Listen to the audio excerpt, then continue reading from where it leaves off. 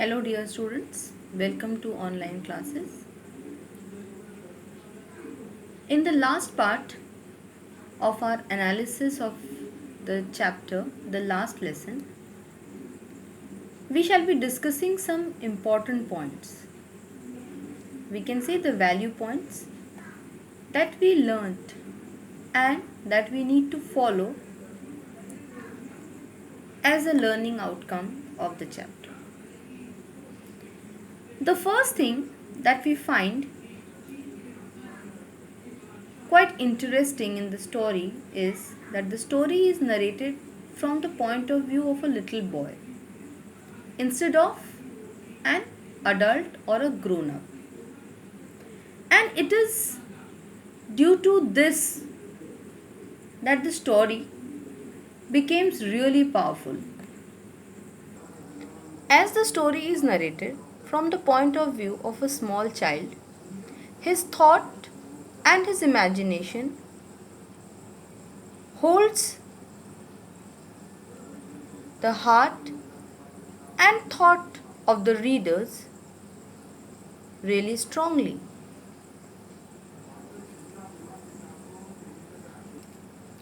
The teacher, M. Hamill, tries to bring about a change in the thought of the people, his students, the villagers, that those who call themselves Frenchmen would neither be able to speak nor write.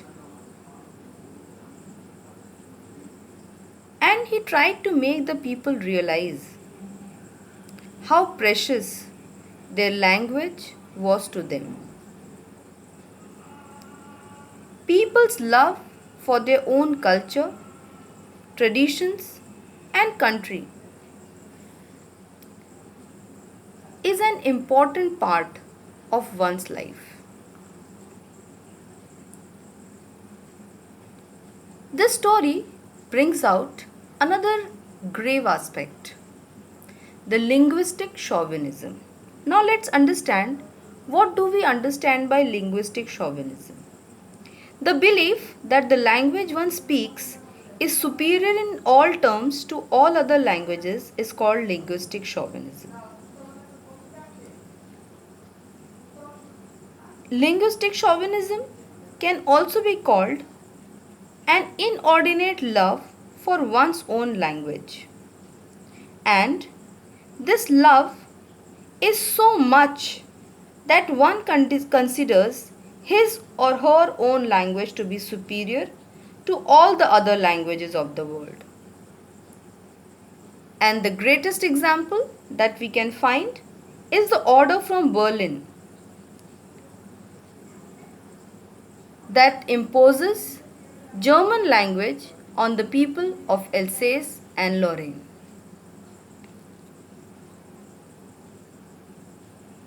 Another significant aspect that is quite clearly reflected in the theme of the chapter is that how war affects the life of people, and it affects adversely. It may even take away one's identity. M. Hamill mentions in an important manner when a people are enslaved, as long as they hold fast to their language, it is as if they had the key to their prison. M. Hamill wishes to motivate the people and make them believe that it is their duty to learn, to know more about their language, and it can just serve like a key to a person who is in prison. That if we are proud of our language, of our country, of our culture, and we hold fast to it, we can always raise our voice and emerge stronger and can break the bonds of slavery. The innocent thought of France when he imagines looking at the pigeons. Will they make them sing in German, even the prisons? Sharply shows the impact of linguistic chauvinism. It shows that how people go beyond limits, blinded by power, and they want to assert their power on each and every one. And in doing so, they forget that human beings cannot empower nature. The rules of human beings do not follow upon nature. The chapter, the last lesson, showcases an important aspect, that there is a deep connection between identity and language. This connection is shown or expressed in the passage where M. Hamel says that those fellows out there will have the right to say you, how is it you pretend to be Frenchmen and yet you cannot speak or you cannot write your own language? When will this happen? When the people, the French people, who are overpowered by the Germans, would be pointed out that they do not have any quality in them, that they do not have any respect in them for their own language. They have been neglecting it so much that they do not even know how to write, speak, or express their feelings in their language. Then how can one take pride in calling himself a Frenchman or irrespective of any nationality? We cannot be proud of ourselves until and unless we are proud of our country, of our culture, of our language, and the essence that lies deep in the values that we learn from our nation. But M. Hamel gives a ray of hope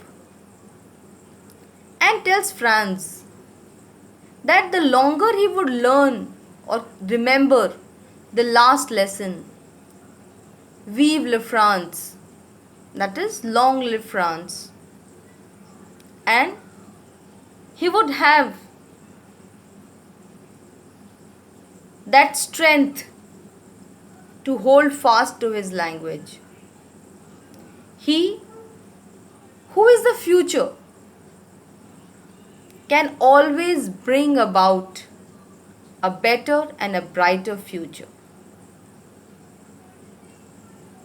So children, these were the few significant value points that we learned from this chapter.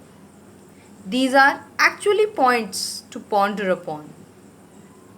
Now, based on the understanding of your chapter, I would provide you with an assignment. Try to jot down the points that you understand, that you feel, and that you have been able to draw from the understanding and reading of the chapter. Thank you so much.